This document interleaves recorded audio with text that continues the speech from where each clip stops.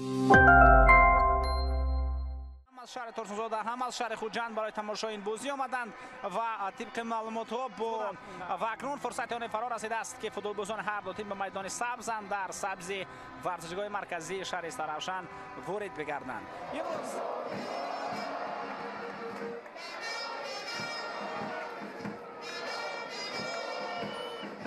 اشاره کرده شود که هرچند تغییرات خیلی هم کم باشند ولی در میهن کار و فعالیت خواهند داشت.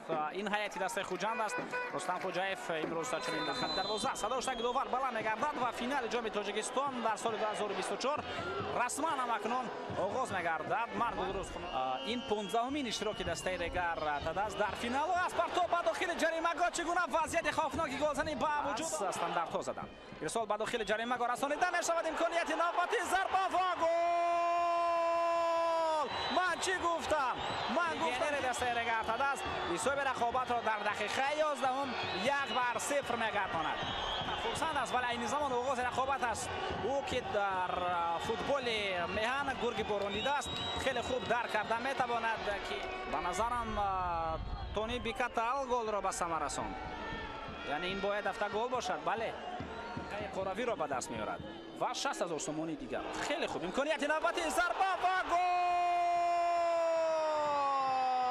و فریمپانگ دوستان ارجمند حساب رقابت را 2-0 میگرداند. بازم وضعیت استانداردی در فوتبال گل‌های زود را تا دقیقه 20 میگه. یعنی تا دقیقه 20 یک دسته اگر گل زند اون گل‌ها را گل‌های زود میگویند.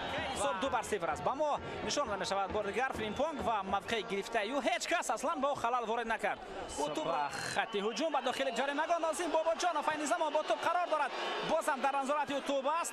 پس باقی امکانیت برای ضربه زنی جسور قربانov. نتوزینت بین خط دفاع و نیم حمایه درست شد. پرتاب به داخل جریمه گاه. اینجا دروازه‌بان باید توپ را میگرفت. این وضعیت برطرف کرده شد و داور به پنالتی باید اشاره کند. بله اینجا پنالتی بود. اینجا بله و شریف بیک نورالدین خوب سرگی اسکانیان در نزد توپ. ضربه یو و دروازه بر میگرداند. یک ضربه دیگر. او پان ایمانوئل دروازه سرگی حرکت میکند. سرگی ضربه میزند و سرگی این چی ضربه است. اسکانیان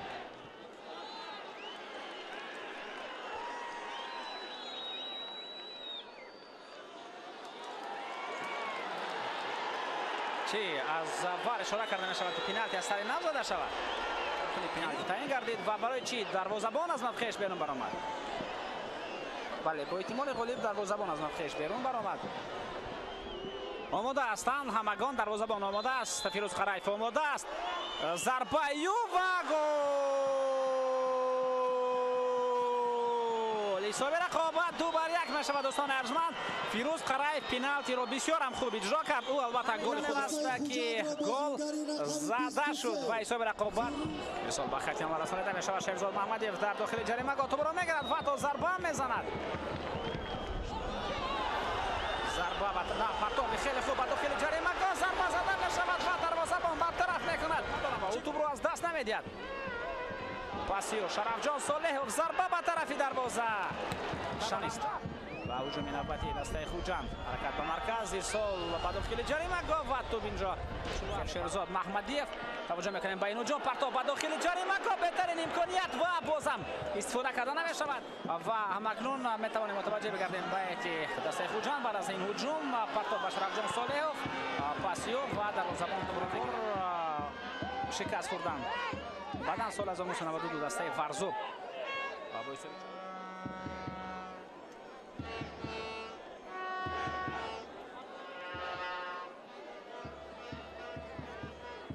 کورتی سرخ با فیروز قرایف نشان داده میشود. کورتی سرخ با زمین بود.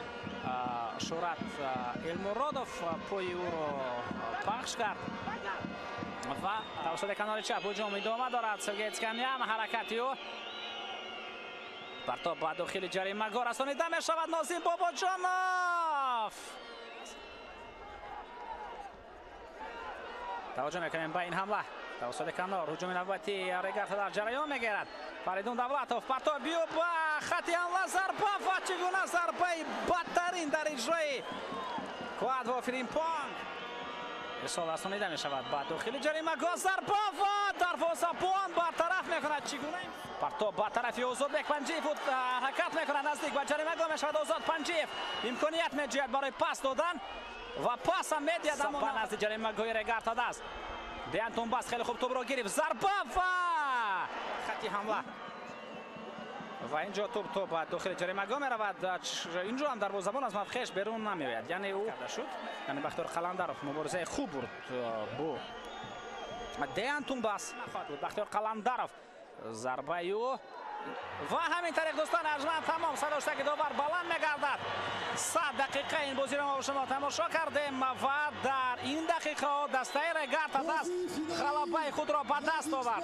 اولین مراتبه دسته رگارد دست بعد از سال 2012 یعنی پس از گذاره 12 سال در جام تاجیکستان پیروزیش را به دست آورد و همین طریق دسته و عموما هر یک نفری که با دسته رگارد دست ارجمند با دسته رگارد دست و همه خرسند هستند دوستان ارجمند. کلی رگارد دست، کلی مخلصان، کلی فوتبالبازان این تیم خرسند هستند از آن که جام را به دست آوردند و دسته رگارد دست غالب جام تاجیکستان در سال 2024 دوستان ارجمند. تبریک و تهنیت میگوییم هر یک نفری که در این